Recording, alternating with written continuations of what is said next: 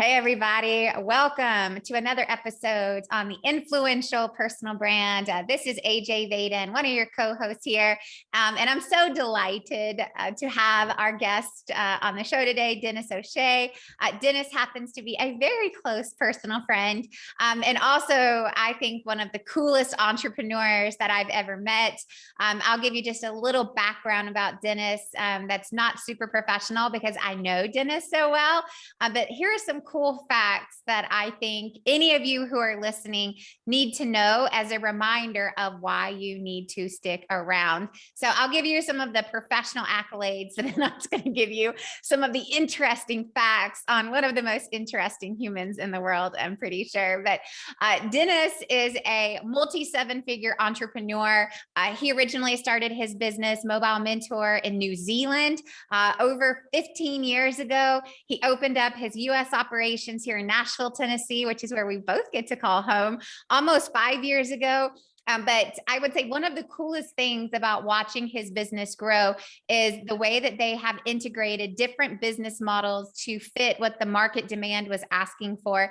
And because of those really cool shifts over the last 2 years, last year in 2021, Denis and his company were actually named Microsoft Partner of the Year globally. And so a huge part of what we're going to talk about today is how to leverage awards and recognition such as that to help you grow your business, because he's done it and he's fresh out of it, only like 2 months out of doing really an amazing accomplishment. But there's so many cool things that we're going to talk about with what they're doing in their business and growing and scaling as an entrepreneur. But then also on the personal side, Denis is a fascinating human being. And I have been in the Entrepreneurs Organization EO with him for the last 3 years. And every single time I talk to him, I learn about a new near-death experience, at least every single time. It's like he has been like almost eaten by a bear. He goes fly fishing all around the world. I think you've lived in like 15 different countries. You have just the most fascinating, I think, vigor for living and excitement and adventure. And I know that you bring that into your business. And so without further ado, welcome to the show.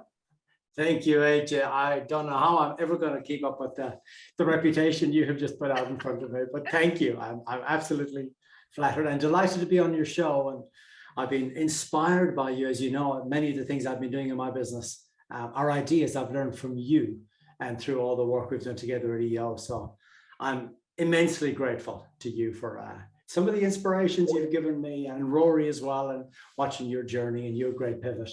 Honestly, you guys have inspired me. That's so kind. Thank you. That's so, so kind. Well, one of the reasons I wanted to have you on the show is because I think what you're doing in your particular field is quite extraordinary. And then also knowing that you literally moved here from another country, started this business, launched this 7-figure business, won Microsoft Partner of the Year.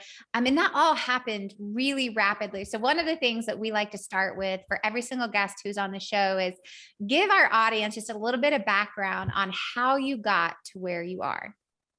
Oh, how far back do you want me to go? The second ice age? Or a bit more recent than that? I would say I would think if you take the last 10 years and you go, man, this is where we were and this is how I got to where I am. Like, what would you say are some of the things that you think budding business builders, entrepreneurs, aspiring entrepreneurs should know? Let me go back a step further, if I may. I used to work for Nokia, the big cell phone company. And I could see an amazing thing happen where I could see technology getting ahead of people. So as a company, we were inventing this amazing technology that people were not using. Yeah. And one of my customers challenged me pretty hard one time. He said, why should I buy this next generation of technology from you when our customers are not using what we bought from you last year? And that was like a smack in the nose. And it really knocked me back, and I lost the big sale. And it was one of those learning moments. And I started really thinking about how do we get people to actually use the technology they're buying? So I left Nokia and I founded Mobile Mentor to solve that one problem, which was how do we help someone like you make sense of their first smartphone? How do we help you set it up, get email working, get your calendar syncing, enable you to do web browsing, get your music on it, change all your numbers to the plus format so you can do international roaming, all that. And we figured out how to do that for one person and make that one person super productive with their personal technology. And then we repeated that 1 million times for different people around the world, that one-on-one service for 1 million people. And so the problem we were trying to address was, how do we enable people to get more value from the tech they're buying? And how do we enable them to be more productive in business and be more efficient with their time? Fast forward many, many years later, if you think about a day in the life of a knowledge worker today, people are using laptops and tablets and smartphones. Some of them are owned by their companies. Some are personal devices. They all need to have work applications. Everybody wants email everywhere all the time. And their messaging applications like Zoom and Teams and all of that. So how do you make sense of all that? And how do you secure all of that? And how do you enable people to work in their home offices like you are right now on a consumer grade Wi-Fi connection that's probably being shared with the TikTok generation and the YouTube generation and the Fortnite generation? How do we make sense of this? And in particular, in industries that are supposed to be very secure, how do you balance this security paradigm with enabling people to be really productive and efficient with their time? Oh, this is so good. And I love that, because any of you who listen to our podcast or follow us at Brand Builders Group, you know, we're really big on making sure you know what problem you solve. And to hear you so succinctly say, it's like, we wanted to know, like, we wanted to make sure people were using the technology they had. How do I get the most value out of the technology I've already purchased? Would you say that's still the problem you solve today, or has it shifted? It has shifted, for Okay. sure. It has shifted. And the problem today is more about helping organizations find the right balance between enough security to not get hacked, not get ransomed, and then providing a great employee experience so you're not part of the great resignation. So you're able to hire great people, attract great talent, and retain them because you give them a great experience at work, wherever they work. And that balance between not going too far with security, because if you go too far, people are just going to push back and resist your security measures and policies and work around you, and still having a great experience for people. So getting that balance right and doing that for highly regulated industries like healthcare, finance, education, government, that's the problem we solve today. Oh, that's so good. And it's especially, I feel like probably the pandemic and people working at home has only heightened this already present issue, but even more so. It's like, how many people are doing all of their business on a really unsecured network? I would say I probably am. I know that. So very few people. Yeah. So it's interesting. So I'm curious. I have two, you just like totally spurred two questions that was not even on my radar for this conversation today, but I think they're really important. Is one, give people a high level, like, what does Mobile Mentor do? Like, what do you actually do? Sure. So we're a service company, an IT service company, but we're super narrow and we're super focused on helping people who work remotely. So companies who have remote workers, people who might be in their home or holiday home, or some days they might be in the office and they're using a wide variety of devices, some of which are owned by the company, some are personal. We help them solve that equation and make sure people can be productive and secure on all their devices. So the end result we try and get to is that our clients don't get hacked, they don't get ransomed, and their employees hopefully don't walk out the door in frustration because they, with frustrations around their technology. This is really relevant because I feel like every single person who probably listens to this podcast works remotely at some point. And whether you own the company or you work for an organization, it's like we all work remote. That's like the majority of our audience are going to be remote-ish type of individuals who also have virtual employees or virtual staff members. And so the other question that populated in my mind now is splintering into like 100 questions. This is going to like turn into be like a mini consulting session for Brand Builders Group. That's what's going to happen. But so here's two things that I have seen happening in our client base, which is really interesting. Is over the last 6 months or so, there has been an increase of these imposter accounts on social media, right? So they're lookalike accounts, and people are like my husband, Rory Baden, who's my business partner. Someone has managed to create a lookalike account that looks just like his, and they have garnered more followers than he has on his actual account. So we've seen a lot of those things starting to happen. And then here recently, we've had a series of, I'm going to think at least 2, but maybe 3 different clients that we work with, the brand builders group, where people have hacked their Instagram accounts, have changed the password, and now are demanding ransom for them to give them back their password. And so you're starting to see security breaches in new criminal creative ways, right? And so I'm curious, any thoughts on the way that security breaches are growing and the way that cyber criminal activity is ranging for not even a business anymore, but like an individual who's just like trying to like grow their personal brand and grow their influence online? They're now getting their accounts hacked and ransoming to get on their stinking Instagram. Yeah, you're absolutely right. There's been a 500% increase in cybercrime through the pandemic, which is really tragic. It's tragic for the individuals who get hacked. And then when you look at which organizations are being hacked, it's schools, it's hospitals, it's government organizations who are trying to help people get through the pandemic. It's really, really tragic.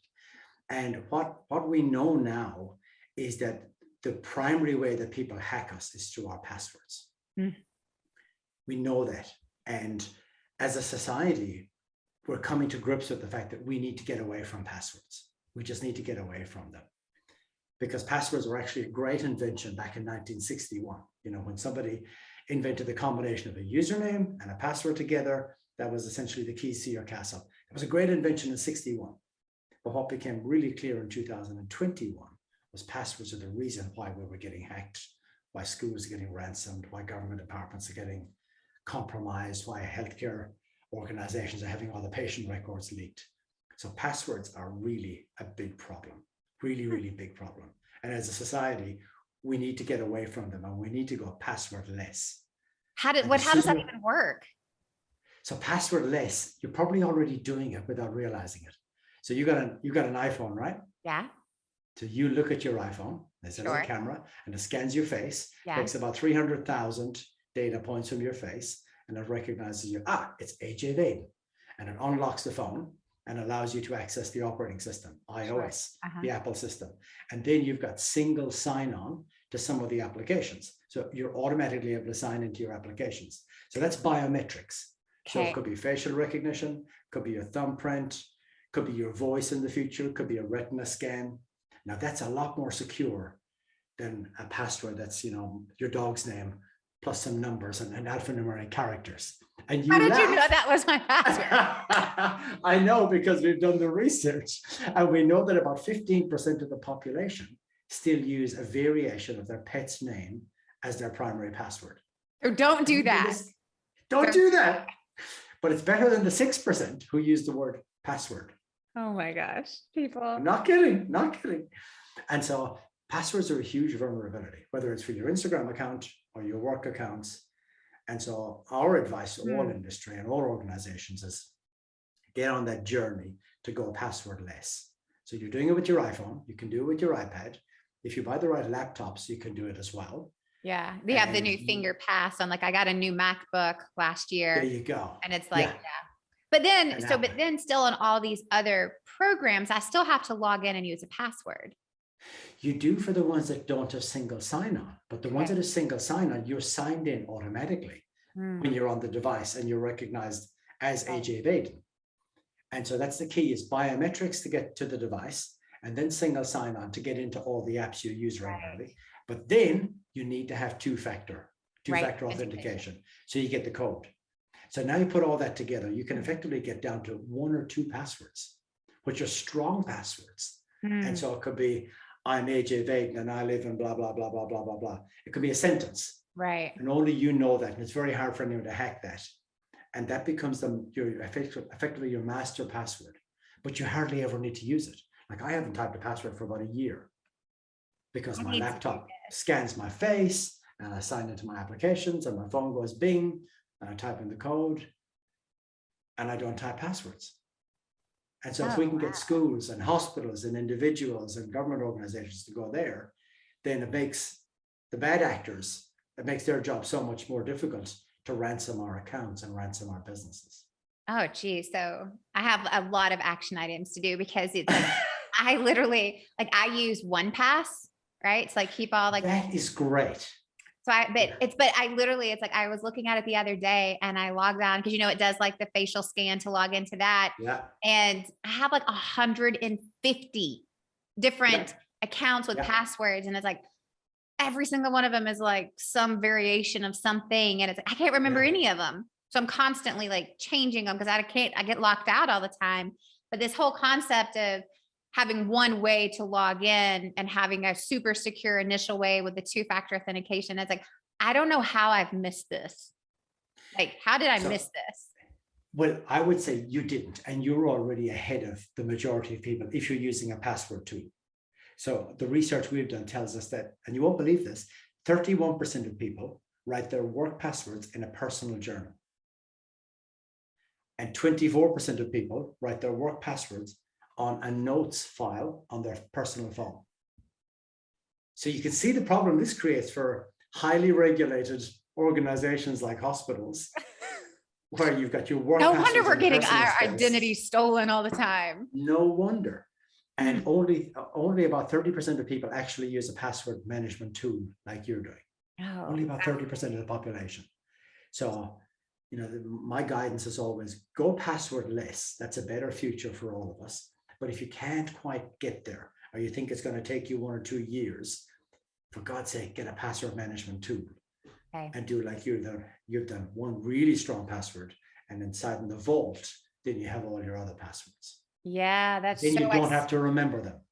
So it's interesting because you're bringing up some data points, and I just happen to know that you recently conducted a international research study around security and, quite honestly, how unsecure we are as a population. And so I'm so fascinated. As one, I want to know 2 things about this research study, because now you have all of this fascinating original data around cybersecurity and what's working and what's not, and how is this different in different generations, which I think is just fascinating. I'm a total data nerd, as you know. But I want to know 2 things for this audience. One, why did you go the research route, right? Because it's not cheap and it's not quick. So why did you go that route? And then 2, what are some of the most interesting findings that you guys uncovered? Great question. The reason we did it is we wanted to define our space. So you think back, you probably use a vacuum cleaner in your home, and it's probably not called Hoover, but you probably refer to the action of vacuum cleaning as hoovering, right? Hoover owned the category. My wife still talks about hoovering the house. It's not a Hoover, it's a Dyson or something else, but Hoover owns the category. What we're looking to do is we want to own our category. And we've called our category the endpoint ecosystem. Endpoint is just a technical word for devices, laptops, desktops, tablets, smartphones. And the endpoint ecosystem, as we see it, is the devices you use and all the software on them, and your login experience, and then the supporting processes when you're setting up a new device, or you need new software, you want to install something or get an update. All that mess, we call that the endpoint ecosystem. And that's where all the pain happens for employees and companies. And that's where the insecurities happen. But when it all works well, you have a fantastic experience. Your employees can be secure and productive and happy. And so we wanted to really understand what's going on in that space, in that endpoint ecosystem. How do we get some original data? How do we provide some thought leadership? And how do we inform and educate our industries around what's happening in that endpoint ecosystem? Because cybersecurity is too big, it's too broad, and everyone's jaded with that subject. So we wanted to go really narrow and say, what's actually happening in the home office of AJ Vaden? And all the other people like you that are in their home office with a bunch of personal devices on a consumer grade Wi-Fi connection. What's going on? How are you working? What's it like? How many passwords are you typing every day? Who's helping you? How long did it take you to set up your last device? Who do you call for help? How long do you wait to get a meaningful response? So we wanted to drill into all of that and find out what on earth is going on in all those remote offices where people are now working. Yeah, I think this is really important if you guys didn't pick this up. But what Dennis is saying is that they really wanted to create this original data to own their space, right? It's like, it's like plant that stake in the ground and go like, this is the space that we're going to own. And we want to be the thought leaders in this space. We want to be the ones telling you what's happening, not reporting what other people are saying. And it's like for any of us, whatever your space is, whatever your industry is, whatever your expertise or your niche is, only one of two things are happening. You're telling people what's happening, or you're telling them what other people say is happening.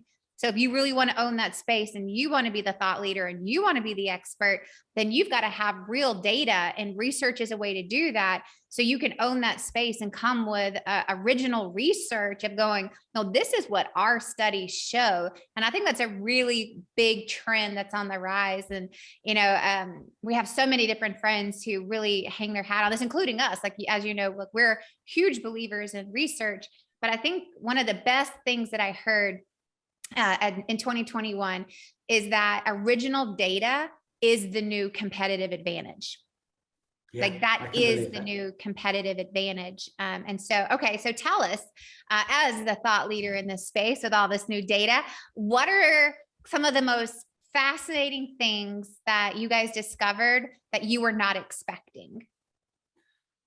We didn't expect shadow IT to be as big a problem as it is. And shadow IT means people taking IT into their own hands out of sheer frustration with their company's IT. And so what we found is that people are using their personal devices in a way that companies didn't know. They're blurring the lines. They're using personal devices for work, and they're using work devices for personal use. And then you won't believe this, 46% of people allow their family members to play with their work devices.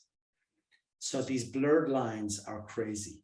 And then we found about half of the population in regulated industries, they find their security policies to be so restrictive that they're working around them. And about 45% of people have found ways to work around their security policies. So this is really indicating a failure on the part of IT to provide the tools that truly empower people. People are not empowered, so they're finding ways to work around the tools given to them. And then almost half of people told us they actually prefer to work with Gmail and Dropbox. Now you think about, this is healthcare and education, and these people are dealing with patient records and student records, and government organizations are dealing with citizen records, and financial organizations are dealing with accounting records and client details. And they've admitted they're working around their own security policies. So we were quite shocked at the enormity of this trend, that shadow IT, as we call it, using personal devices and unsanctioned, unapproved cloud apps and cloud services. So that was huge. The other big thing that we kind of expected was Gen Z. They're a fascinating bunch. They're a really fascinating bunch. And if you think about it this way, Gen Z joined the workforce during the pandemic. They're in their early 20s. Yeah. And many of them joined and had to work remotely over the last couple of years. They never knew an office-based work culture. Like, we all knew what it was like to go to work and meet your colleagues in the office and go out for lunch and have coffee breaks and all of that. Gen Z don't. They were onboarded remotely in many cases. They work remotely, and they bring their own attitudes. So they are leaning a lot more towards shadow IT and bring your own device and some of these trends than older people who actually do have some semblance of conformity to what IT leadership would want them to do. But Gen Z comes along and goes, oh, no. This is how we do it. And so as we come out of the pandemic and Gen Z starts to float back to the office, and the next generation of Gen Z joins at summertime when everybody graduates, the workforce is quickly going to get flooded by Gen Z, and they're going to bring their attitudes and their behaviors. And the big challenge for employers is, how do we deal with this? Because no leadership team and no IT leaders can change Gen Z. Right? Yeah. You can't change their attitudes and behaviors. But what we found through the data is that we can learn from them. We can learn a huge amount. And we're going to repeat our study every year for 5 years, so that we build, as you said, thought leadership, truly understanding the trends, the mega trends that are happening in this space, how people work remotely in their home office and work and all that. And we're really going to follow Gen Z, because we think Gen Z is the predictor of the future. The more we understand Gen Z's perceptions, attitudes, behaviors, the better we can predict what the world will look like and the workplace will look like 5 years from now. Because they'll get promoted, they'll get bigger jobs, they'll eventually be in charge. Their attitudes will prevail. Ooh. Their behaviors will prevail. So if you're an IT leader watching Gen Z, be very, very scared, be very afraid, because there's a tsunami of them coming and they bring a totally different mindset. Yeah. So, and I think that even is interesting because I would say that it's even more, I'm going to use the word interesting, not terrifying, for like small business owners. Like I would say like myself at Brand Builders Group, where we are intentionally building this virtual workforce and don't have a ton of like IT infrastructure in place. And we're kind of this like, yeah, bring your own technology. That's what we do here. We'll even pay you to bring your own technology because it's easier. And we know that you're going to use yours anyway. So what would you say to the hypothetical employer like that? Who's like, I'd actually rather just pay you to bring your own technology because I don't think that you would use ours anyway. It's like, you're going to use what you're used to and what you're comfortable with. And so I'm so curious because I think it's fascinating. And I do think where goes Gen Z goes the trend, right? That's with any like emerging workforce, and specifically in this predominantly still even today virtual environment where people really don't want to go back to the office full time and companies aren't making you come back full time. Like how do all of those shifts, specifically with small businesses, hypothetically speaking, what would you say to those people of here's what you need to do so you don't get yourself or your customers in trouble? I would say there's a couple of things. And the way I think about it is people, process, technology. Like any major change, I think listening to Gen Z and involving them is going to be super important. Mm-hmm. So Gen Z just sees the world differently. They are hyper aware to anything to do with privacy. The personal privacy is their castle. They don't give a rat's ass about corporate security. And we know that from the data. Yeah. It's like 4-1.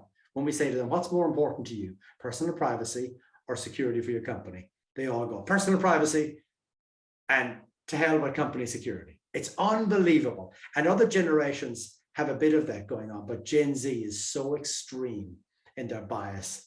It's unbelievable. So what companies need to do is actually bring them into the tent and get them to help figure out, how do we craft our policies? How do we do our messaging? How do we say to people, we absolutely want to protect your privacy and the privacy of all our employees and the privacy of our customers and protect everyone's data. So we're taking the following initiatives. That's the first thing, involving them, listening to them. And then when you're selecting products and tools that you want to use or applications you want to use, we think it makes a ton of sense to involve the remote workers in that decision-making process. Not trying to do it with the people who work in the office, right, but the remote workers, because they will be the most critical and they will do the most thorough testing effectively. So that's the first thing, involving remote workers, involving Gen Z, because they will pressure test the future paradigm the best. And then secondly, when you are thinking about how you secure this hypothetical small business that's encouraging bring your own device, it's all about picking applications that have some embedded security. Like some of the Microsoft 365, the Office 365 applications have some security controls you can turn on or turn off depending on what you want to do. And then when it comes to devices, you really need to set some minimum specifications. Okay. You know, for example, saying if you're bringing a MacBook, we expect you to be on at least the second most recent version of Mac OS. Or if it's a Windows device, you've got to be on, again, might be the second most recent. So making sure people are updating their devices, updating their software and applications. That will give you some control and will reduce your risk profile. Okay. And then go on the journey to get rid of passwords. Yeah. Right. Or at least minimize your passwords. That's huge. And it's like, I'm literally going to, after this call, be like, it is now mandated at Brand Builders Group. You must have some sort of biometric screen in. And at the very least, you have to start using like a 1Pass or something. Yeah.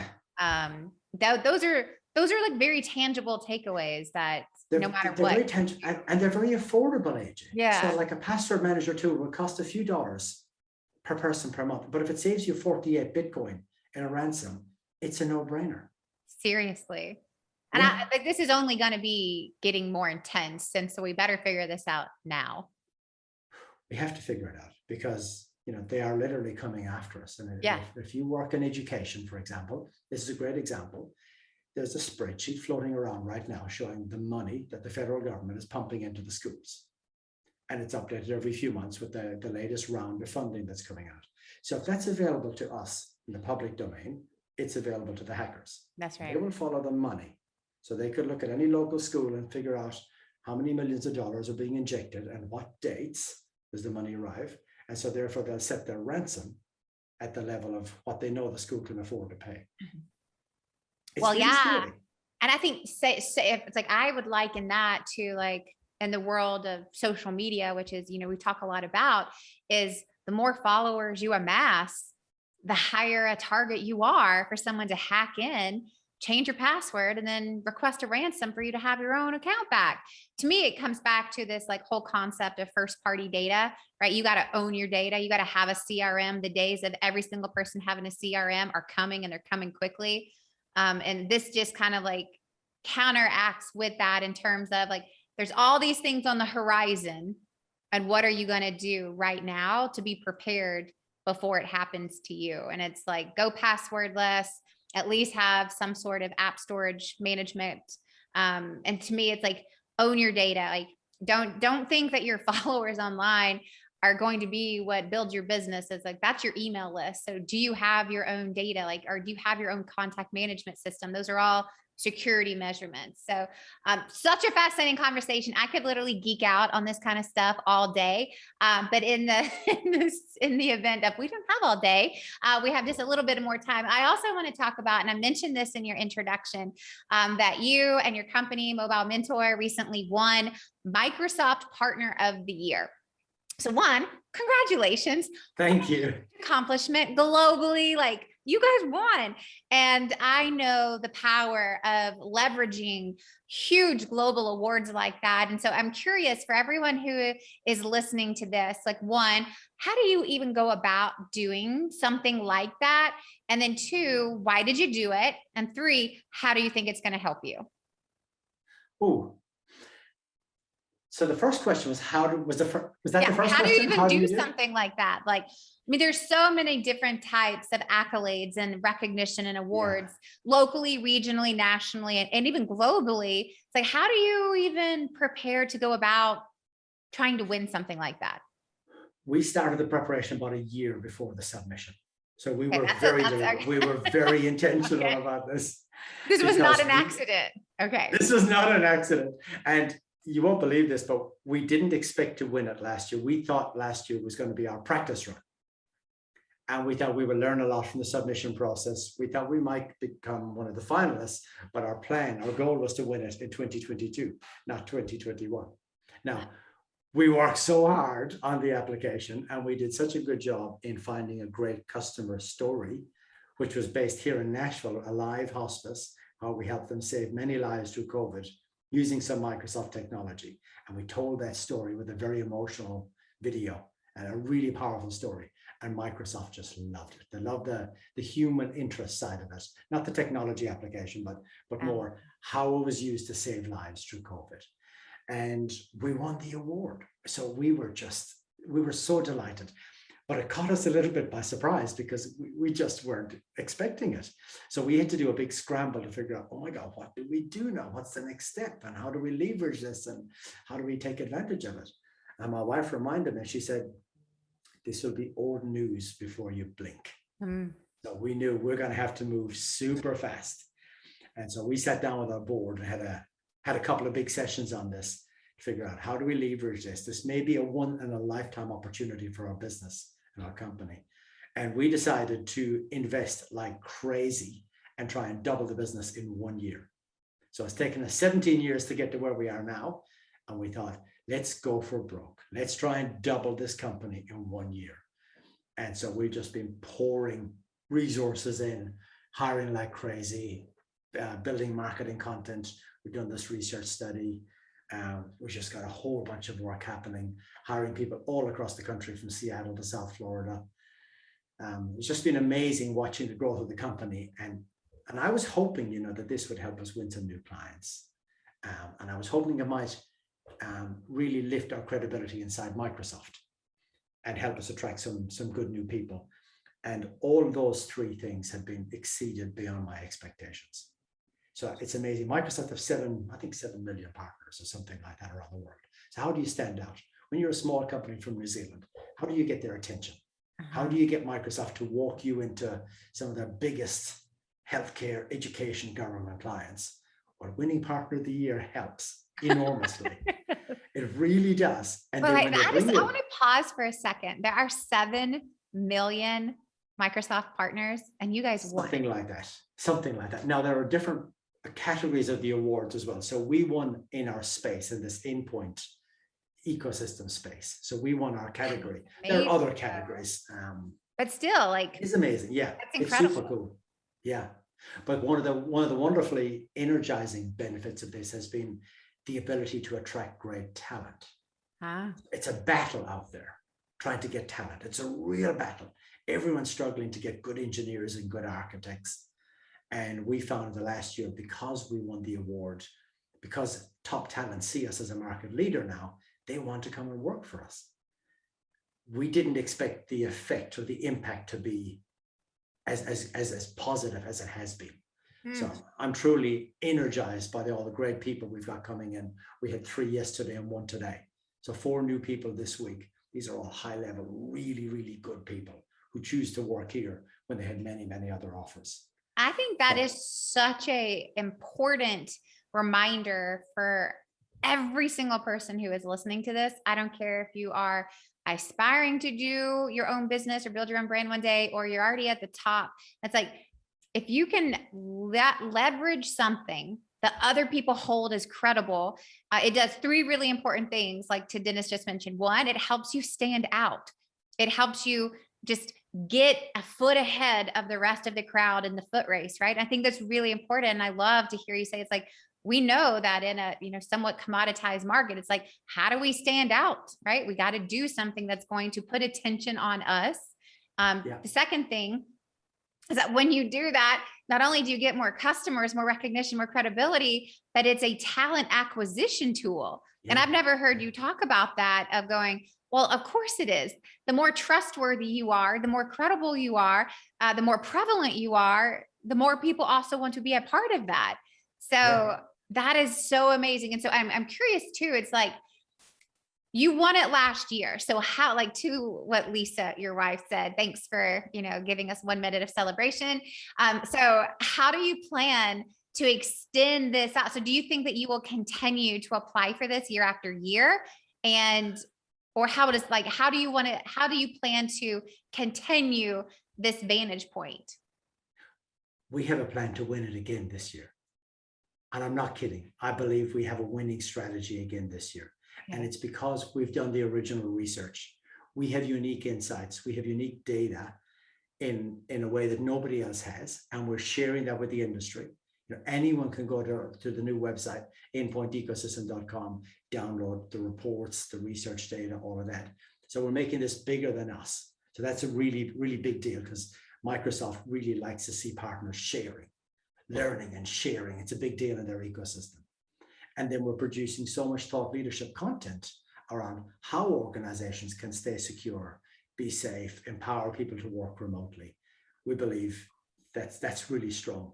And then we've just done so much work in the last year, helping big healthcare clients become more secure, schools, universities, government departments. We think the combination of the research, the thought leadership content, and executing at scale and doing really good, solid work, we're genuinely hoping we can win that award again. That will extend.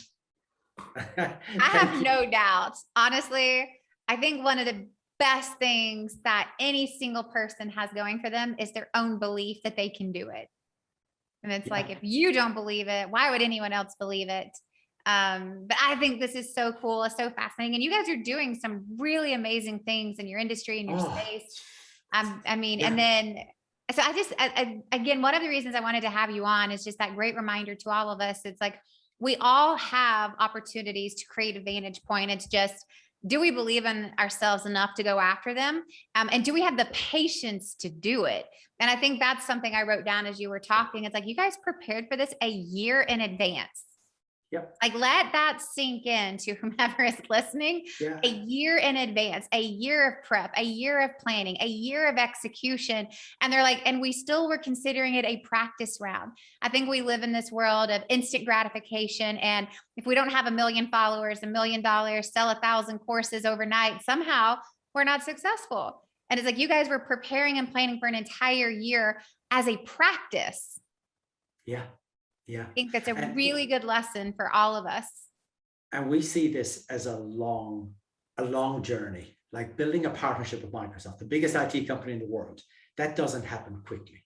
We've been on this journey for 5 years, and we had a really simple strategy. I called it 1+1, which is we would meet one person, impress that one person, and get an introduction to one other. And that's how we built our network inside Microsoft. And we've now got 833 people in our CRM system, contacts inside Microsoft.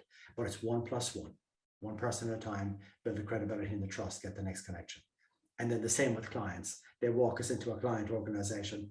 We do a stunning job for that client. So they go, "You guys are great. I'm going to introduce you to the next school or the next hospital or the next, government department." It's that 1+1 strategy. And it takes time, right? It really takes time for that to build. And some people will be too impatient to wait that out. But I'm patient. And I know that all those 1+1s add up. It becomes a big number over time. I mean, that is an entire business strategy right there. Y'all, if you are not taking notes and paying attention to this, shame on you. It's like, just even that whole concept, like that's like an entire business strategy. It's like, impress one person and get that person to introduce you to one new person. Repeat, right? Impress one person, get that person to introduce you to a new person. That is brilliant. This whole conversation has been so insightful. I literally have like a half a page of notes. I'm not even in your industry. I'm not in your space. I'm like, here's all my to-do actions. Here's all my takeaways. This was brilliant. This was fantastic. And I want to leave with 2 things. Before I do my very last thing, I want to remind everyone of where to go to learn more about this awesome study that they just released about the endpoint ecosystem, but how to make sure that you're not vulnerable to all those cyber criminals. Doesn't matter what level of business in, personal brand, solopreneur, 9-figure business, this pertains to you. And you can just go to mobile, mobile-mentor.com. That will also be in the show notes. If you want to connect with Denis personally, Denis, where should they go? LinkedIn. Easiest place to find me is LinkedIn. And it's Denis with 1 N. 1 N. And I'll put all this in at the show notes. It's Denis O'Shea on LinkedIn, or go to mobile-mentor.com. Get that study, check out what they're doing. They're doing revolutionary stuff. It's so cool to watch this firsthand. Such a privilege, such a gift. Okay, so before you go, I mentioned this, like, you are truly one of the most interesting humans in the world. So I want you to share just, what do you think is the most interesting adventure that you've ever been on? Oh, it's got to be my crazy Alaska trip, where I took 15 weeks off work and I went to Alaska and just immersed myself in the wilderness and the outdoor life. And I was camping in bear country for 13 of the 15 weeks. I spent a week on a kayak following whales around Glacier Bay. I saw a lot of Alaska. I was effectively there for 3 months, so 3 seasons, because it was like the end of spring, summer, and the beginning of fall. And it was the most incredible immersion in wildlife, which I love, and the outdoors. So that for me was a trip of a lifetime. So 15 weeks, 13 of which you were camping in bear country. Yeah. And then you canoed watching the whales. Follow the whales. Yeah. I'm not a nature person. Yeah. But then this is also where you almost got eaten by a bear. Twice. Twice. Yeah. Survived 2 bear attacks. I mean, y'all. Here to tell the story. One of the things that I love about you so much, and one of my personal goals for this year, is to have more fun. But I think this is also, and I know Denis has 100 stories like this. And I think one of the things that we forget to do in business, in life, is have fun.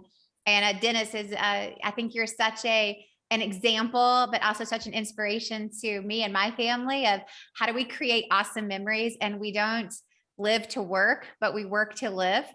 And I think that there's this concept of hustle culture out there where it's like, if you're not working 80 hours a week and working till your eyes bleed, then you're not successful. And you're going, no, it's like you work to enjoy the fruits of your labor. And it's like, have adventures, make memories, do unique things. And I tell you what, you are definitely the person that everyone wants to talk to at the party, because you got stories for days, which to me, it's like this 1+1 works, not just because of what you're doing, but because of who you are. And I think that's a good reminder for everyone. It's like, how do you incorporate a little bit more fun and enjoy all the fruits of your labor? Denis, thank you so much for being on the show today. Such a privilege to have you on.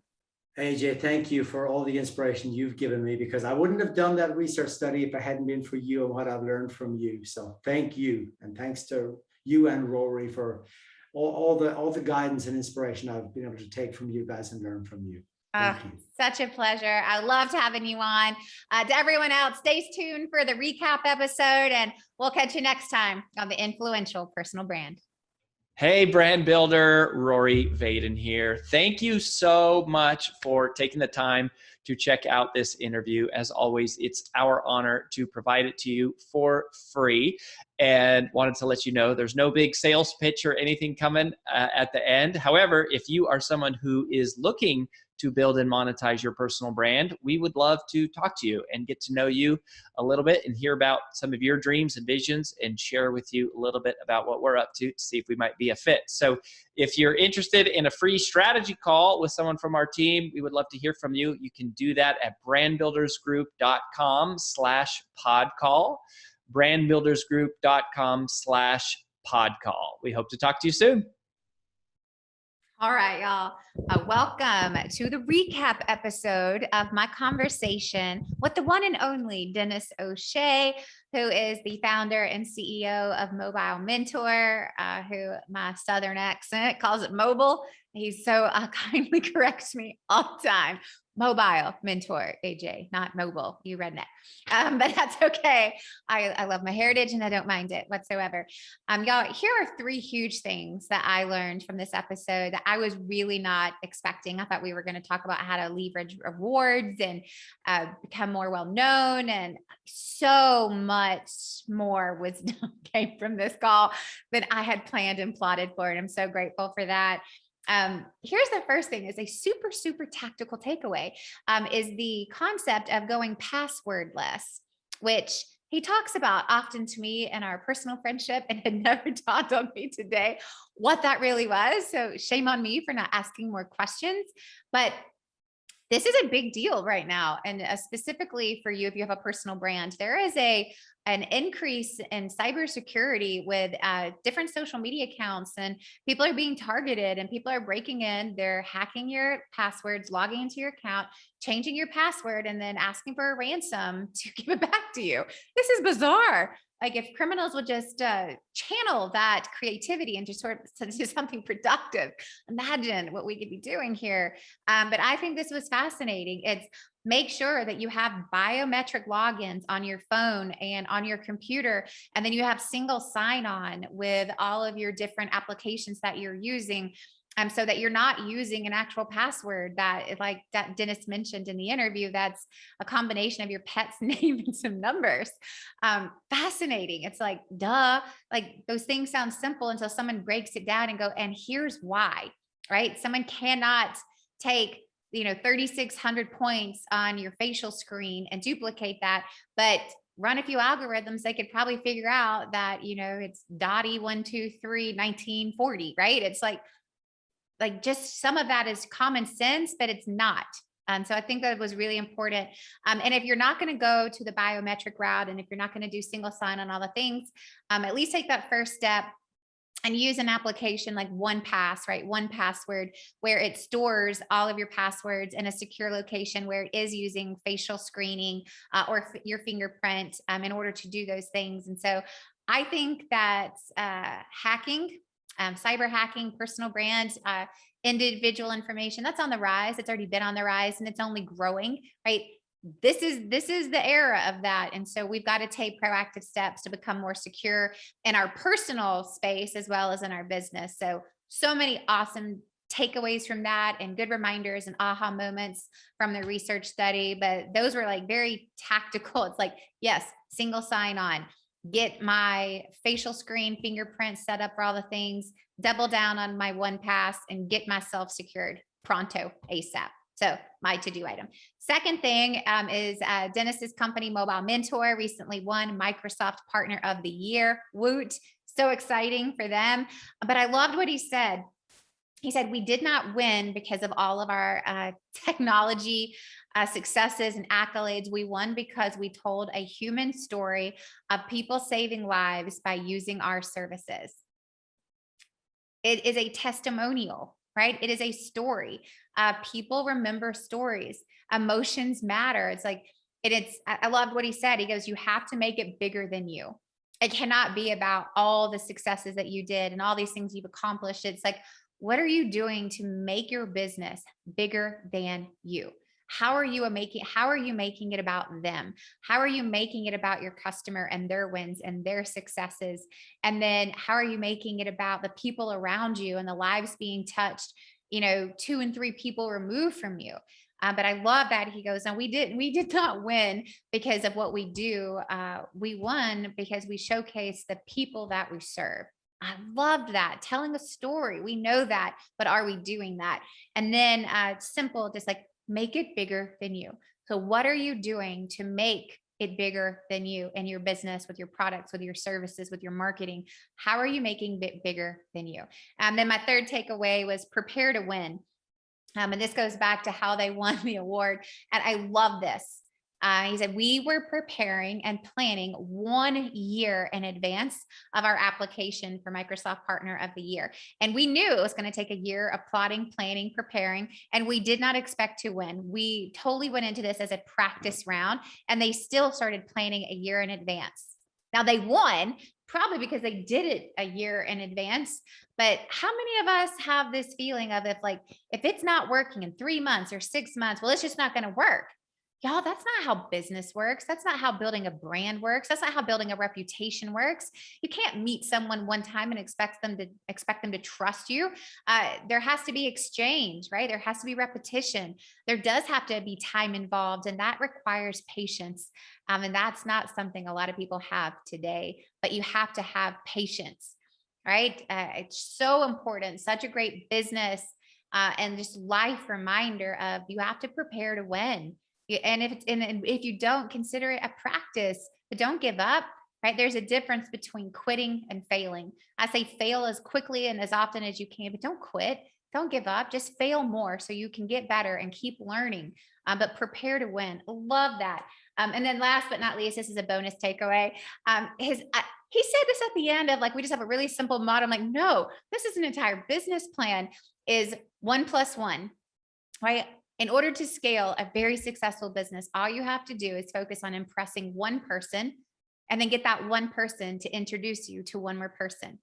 Impress that person and get them to introduce you to one more person. Repeat over and over and over.